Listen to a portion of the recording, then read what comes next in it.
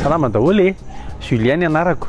Mba miseho télé kely eto zany indray mandeha isan-taona mampitatana ny volan'ny gasy MMB anay.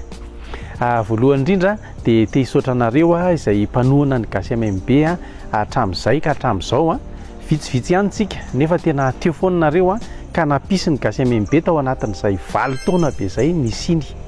Nataizana nalehan'ny faly na tany am-piangonana na tany amin'ny fikambanana samihafa na reny amin'ny internet reny dia teo foana nareo nanana anjara fanompoana niaraka tamin'ny faly ary manana anjara valopity niaraka tamin'ny faly ihany koa.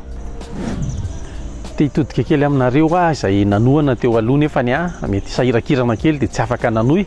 Raha mbola mazoto dia contacte indray dia resaka indray tsika dia tohizana iny. Farany mitodika aminareo izay manaraka ny gasy MMB any amin'ny faritra rehetrarehetra any nareo eto amin'ny YouTube sy ny Facebook indrindra fa nareo any ampitan-dranomasina any izay manaraka tsy tapaka ny gasy MMB mandefa miasa azy aminay.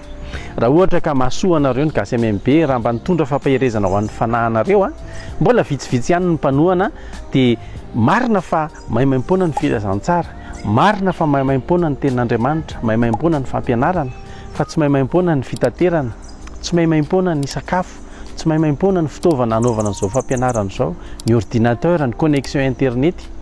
Raha nanampy anareo ny gasy MMB dia mangataka anareo zay mba hanohana amin'ny fandefasana amin'ny vola amin'ny ity numéro misoratra eo ambany ity. Zay samy hotahiny tompontsika rehetrarehetra dia ndao ifampitatana hiaraka androso.